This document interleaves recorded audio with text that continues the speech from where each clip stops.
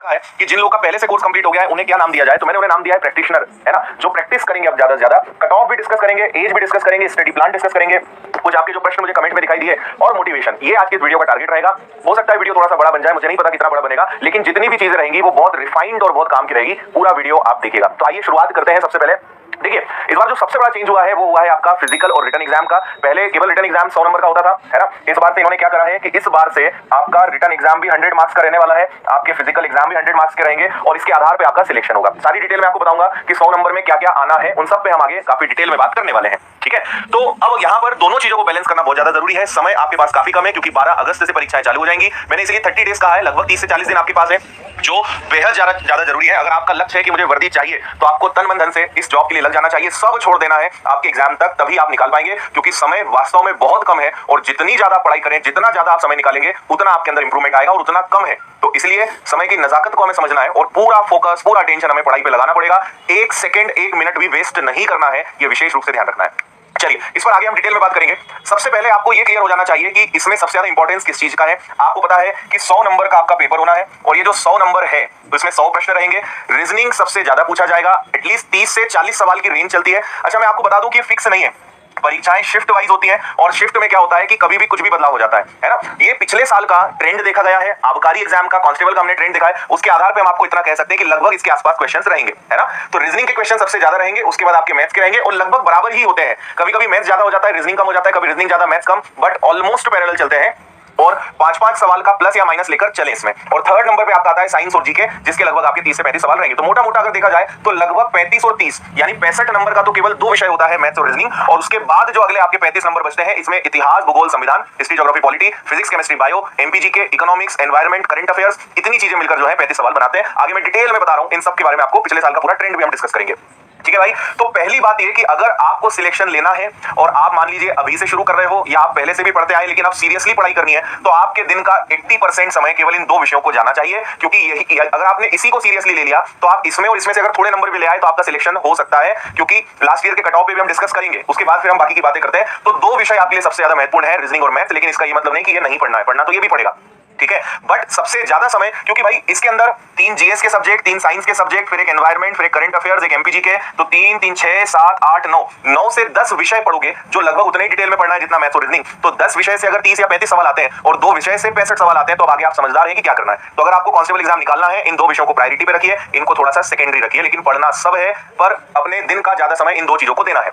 अब थोड़ा सा 1 बाय 1 सब्जेक्ट्स पे डिस्कस हम करेंगे। रीजनिंग में कितने टॉपिक आते हैं और क्या इंपॉर्टेंट है, दोनों बातें करते हैं। देखिए, मैं फिर आपको कह रहा हूं कि शिफ्ट वाइज परीक्षाएं होती है, इसमें कुछ भी आईएमपी नहीं होता है, क्योंकि हर 2-3 दिन में ट्रेंड बदलता है। आज उन्होंने कुछ चैप्टर्स पूछे, 2-3 दिन बाद ट्रेंड चेंज हो जाएगा, कोई नए चैप्टर्स फिर पूछेंगे, वो मतलब हर चैप्टर पूछा जाएगा। ये सबसे बड़ी समस्या होती है शिफ्ट वाइज परीक्षाओं की। तो अगर आप इस वीडियो को इसलिए देख रहे हो कि बस सर आईएमपी बता दे और उतना मैं पढ़ लूं, तो भाई ये वीडियो आपके काम का नहीं है। क्योंकि आपको एक चीज आज ही एक्सेप्ट करनी पड़ेगी कि हर चैप्टर इंपॉर्टेंट है, लेकिन फिर भी कुछ ऐसे चैप्टर्स हैं जो फिक्स है कि आते ही आते हैं। मान लीजिए 35 सवाल है, तो 20 से 25 सवाल तो फिक्स है कि ये पूछे ही जाएंगे, 8-10 सवाल में चेंजेस आते रहते हैं, तो हम उसको जरूर थोड़ा सा आपकी उसमें मदद कर सकते हैं। रीजनिंग में आप ये देख लीजिए, मैं ये पीडीएफ विनर्स के टेलीग्राम पे शेयर करा दूंगा, इस वीडियो के डिस्क्रिप्शन में इसकी लिंक मिल जाएगी, तो आप आराम से इसको बाद में देख लेना, क्योंकि अभी वीडियो में आपको उतने अच्छे से दिखाई नहीं देगा, बट फिर भी मैं साइड हो जाता हूं ताकि आप इसका स्क्रीनशॉट ले सकें।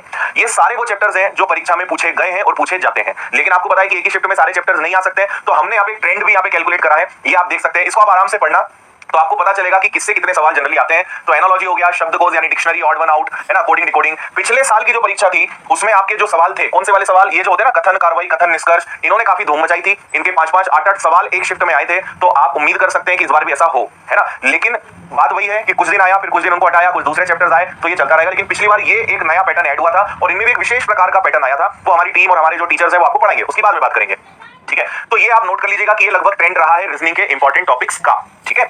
चलो आगे आपको लेकर चलता हूं मैथ्स की तरफ, है ना। मैथ्स में आपको मेरी ही क्लासेस मिलेंगी। मैथ्स को लेकर मैंने कई चीजें आपको बताई हैं, यूट्यूब पे भी चल रहा है, एप्लीकेशन पे भी चल रहा है, और बहुत कम फीस में आप कंप्लीट कोर्स ज्वाइन कर सकते हो। फीस ओनली 499 है, उसकी डिटेल मैं आपको आखिर में देता हूं। लेकिन मैथ्स में भाई क्या करना है, एक महीने में, जैसे हम जब मैथ्स पढ़ाते हैं तो एक महीने में 3 या 4 ही टॉपिक हो पाते हैं। मैथ्स का सिलेबस इतना बड़ा है, और आपको इतने चैप्टर्स पढ़ने हैं, इतने चैप्टर्स परीक्षा में पूछे जाते हैं। ये वो सारे चैप्टर्स हैं जिनसे प्रश्न पूछे गए, बट अगेन मैं आपको वही बताना चाहता हूं कि मान लीजिए मैथ्स के 35 सवाल आएंगे, तो 25 20 से 25 सवाल तो लगभग ऐसे हैं कि आते ही आते हैं, हर शिफ्ट में देखने को मिलेंगे। 5-10 सवाल बदलते हैं, लेकिन वो बहुत इंपॉर्टेंट हो जाते हैं, क्योंकि मान लीजिए किसी का आप समझ लीजिए कि अनुपात समानुपात हर शिफ्ट में आएगा, तो ये तो जनरली कर देंगे। लेकिन मान लो किसी शिफ्ट में उन्होंने बहुपद के या सांख्यिकी के कोई 4 सवाल पूछ लिए, तो अब ये दिक्कत हो जाएगा। और एक प्रश्न एक नंबर भी इंपॉर्टेंट हो जाता है एग्जाम में, क्योंकि अगर उसको आपने नहीं करके आए तो आप वैसे ही हजारों लोगों में पीछे हो गए, है ना। तो ये सारे वो चैप्टर्स हैं जो आपको एग्जाम में पढ़ के जाना है। लेकिन फिर मैं आपको इसमें से कुछ इंपॉर्टेंट टॉपिक्स बता देता हूं। मैं सबके नाम पढ़ के नहीं बता रहा हूं और बहुत डिटेल में नहीं जा रहा हूं, क्योंकि कुछ चीजें तो आपको पता होंगी, अदरवाइज वीडियो 1-1.5 घंटे का बन जाएगा, है ना। तो हमें काम की बातें करनी है, ये आपको पता है, इसलिए मैं कुछ चीजें स्किप कर रहा हूं। बट आपको ये लगता है कि सर इस चीज के बारे में थोड़ा बताइए, तो आप कमेंट करना, मैं अलग से वीडियो बना के उसकी जानकारी दे दूंगा। अब मैं आपको वो टॉपिक बता रहा हूं जो मैथ्स में आपको सबसे पहले पढ़ना है और सबसे ज्यादा मजबूत करना है। और मैं एक चीज फिर यहाँ पे क्लियर करना चाहता हूं कि पिछले साल का और अभी जो आबकारी एग्जाम हुआ उसके ट्रेंड के आधार पे है ना। थोड़ा बहुत बदलाव होने की गुंजाइश है, लेकिन जनरली जो एक कंपनी पेपर ले रही है वही इस बार भी सारी चीजें करनी है, तो ट्रेंड लगभग वही रहेगा, ठीक है।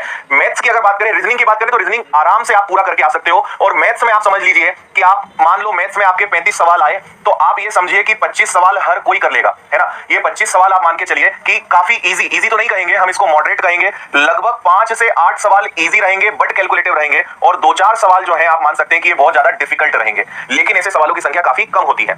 तो अगर आपने सारे चैप्टर्स को ठीक ठाक पढ़ लिया, अपना बेस अच्छा कर लिया, तो आप 25 से 30 सवाल आराम से करके आ सकते हो, है ना। ये केवल अफवाहें बाहर जाके फैलाई जाती है, एग्जाम से निकलने के बाद पेपर बहुत कठिन आ रहा है, पता चल रहा है 4-6 सवाल कठिन थे, और 2-4-6 सवाल तो कठिन आएंगे, 2-4-8 सवाल बहुत कैलकुलेटिव होंगे, बट इसका मतलब नहीं कि पूरे प्रश्न कठिन होंगे, है ना। तो इन चीजों से घबराना नहीं है, और इसीलिए अफवाहों पे मत जाइए, मैं क्या कह रहा हूं उसमें मत जाइए। पुराने पेपर्स आराम से उपलब्ध है हर जगह आपको मिल जाएगा। नहीं तो हमारी विनर्स इंस्टीट्यूट की एप्लीकेशन पे पुराने पेपर्स डले हुए हैं, एज इट इज जो व्यापम ने दिए थे, आप खुद एनालिसिस करिए, आप खुद कहेंगे कि यार इतना कठिन नहीं होता है ना। इंपॉर्टेंट ये होता है कि आप ज्यादा से ज्यादा प्रश्न करके आए, ऐसा नहीं होता कि पेपर बहुत कठिन आ जाएगा, है ना। पर हर चैप्टर आपको सीखना पड़ेगा। सबसे ज्यादा चैलेंज क्या है कि हर चैप्टर सीखना पड़ेगा, क्योंकि आपकी शिफ्ट में कौन से चैप्टर के क्वेश्चन ज्यादा आ जाए या कौन से चैप्टर के प्रश्न आ जाए। आपने मान लीजिए कि आपने अलजेब्रा, ट्रिग्नोमेट्री, ज्योमेट्री इनको ढंग से नहीं पढ़ा, आपकी शिफ्ट में उसके सवाल ज्यादा आ गए, तो आपका पेपर तो बिगड़ गया ना।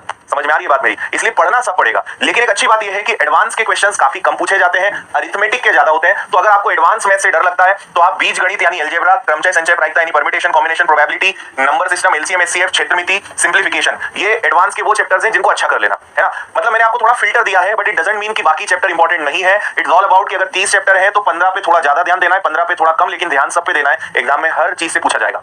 लेकिन पिछले साल ये वो चैप्टर्स हैं जो सबसे ज्यादा लगभग हर शिफ्ट में पाए गए, और इनसे प्रश्न बनते ही बनते हैं। तो आपको ये अच्छे से देखकर जाना है। और मैं फिर कह रहा हूं कि आप प्रीवियस पेपर खुद 2-4 उठाओगे, आप खुद समझ जाओगे ट्रेंड कैसा होता है, और लगभग उसी ट्रेंड को इस साल भी फॉलो किया जाएगा। पूरी संभावना उसी बात की है। उम्मीद है यहां तक आपको बात समझ में आ गई होगी। आगे बढ़ते हैं, साइंस एंड जीके के एनालिसिस को देखते हैं। तो साइंस में आपको 4 चीजें पढ़नी पड़ती है, बायोलॉजी, फिजिक्स, केमिस्ट्री और एनवायरमेंट। और इनसे लगभग जो प्रश्न पिछले साल पूछे गए वो आपके सामने हैं। तो आप समझ लीजिए बायोलॉजी ऑब्वियसली इंपॉर्टेंट है, एनवायरमेंट, और ये सारे विषय विनर्स की एप्लीकेशन पे अगर आपने कोर्स लिया है तो ये सब उपलब्ध है, लाइव भी, रिकॉर्डेड भी, और अभी तो हमने प्रैक्टिस बैच फ्री कर दिया है, तो वो भी आपको इसमें मिलेगा, है ना। तो ये आपको सारी चीजें पढ़नी पड़ेगी। और लाइव तो ऑब्वियसली 1-1.5 महीने में आप नहीं पढ़ सकते, तो आपको ज्यादा से ज्यादा रिकॉर्डेड देखकर ही क्लासेस को कवर करना पड़ेगा। जीके में एमपी के आता है, विविध यानी स्टैटिक जीके, इतिहास, भूगोल, संविधान, अर्थशास्त्र, करंट अफेयर्स। तो आप यहाँ पे देख सकते हैं कि लगभग कितने सवाल ओवरऑल देखें तो कम से कम 10 से 15 सवाल साइंस के पूछे गए थे पिछले साल। और अगर जीके की बात करें तो करीबन 20 के आसपास सवाल जो है जीके से पूछे गए थे। डिपेंड करता है, 20 से 25 भी हो सकता है ना। तो लगभग ये ट्रेंड जो है पिछले साल देखने को मिला, और 99% उम्मीद है कि इस साल भी यही होगा, है ना। यही चीज आपको देखने को मिलेगी।